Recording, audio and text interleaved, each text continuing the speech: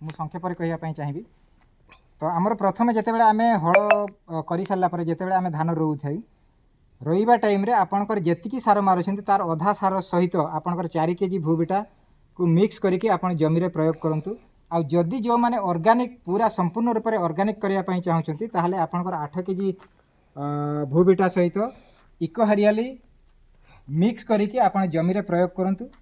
तापरे जमी रे प्रयोग कला परे कम से कम आपणकर 8 रु 10 दिन भितरे पीजीपीआर एग्रो 90 को आपण स्प्रे करंतु।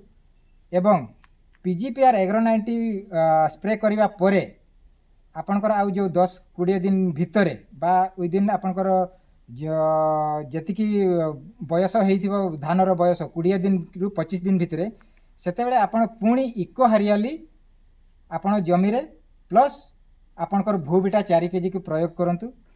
आउ जोटा कि बहुत बेहतरीन रिजल्ट से आपणकर कौनसी केमिकल फर्टिलाइजर दरकार हेबो नै।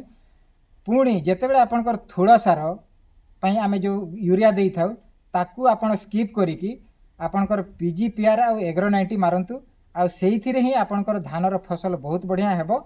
आउ एथिरे कम से कम 1.5 आपण धान अमल करि परिबे। तो आमर सार जणे पचारुथिले इको हरियाली रो काम कोन। तो आपण देखंतु इको हरियाली गोटे एमती गोटे जिनिस जोटा कि आपणकर 3H आ 2F फॉर्मूला रे तयारी हेछि। ह्यूमिक एसिड ह्यूमेट आ ह्यूमिन ए तीनटा जिनिस तैयार अछि। सेथिरे पुणी फॉल्बिक एसिड आ फुलबिक अछि। तो सी माटी रे जोटा आपणकर निहाती पोषक तत्व दरकार जेमते कि हमकर 17 प्रकार पोषक तत्व दरकार से भितरु ये होछि आपणकर किछि अंश। तो जेतेबेले आमे माटी रे सार पकई थाउ जे कोनोसी सार तो आपणकर माटी रे से सार सब माटी रे पड़ी थाए किंतु गछ ग्रहण करि पारे आपण 25 रु 30% आ बाकी सब जहाँ थाए सेटा आपणकर सेमती पड़ी की रही थाए। तो जोटा आपणकर पड़ी की रही थाए से माटी तो ग्रहण करि पारे नै जहाँ कि हमर माटी को क्षति करे आ माटी को से टाण करि थाए। आमे एक्स्ट्रा सार जेहेतु आमे देई थाउ।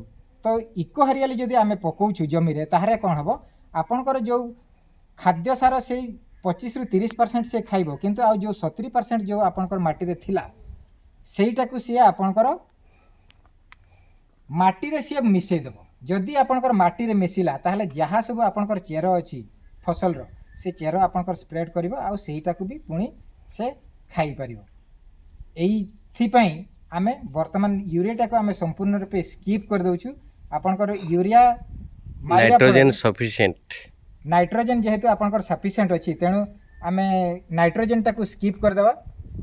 आ केवल ऑर्गेनिक रे ही इको हरियाली भूबिटा पीजीपीआर एग्रो 90 रे जदि आमे चाष करछु ताहले आपण बहुत सफिशिएंट आपण धान अमल करि परिबे।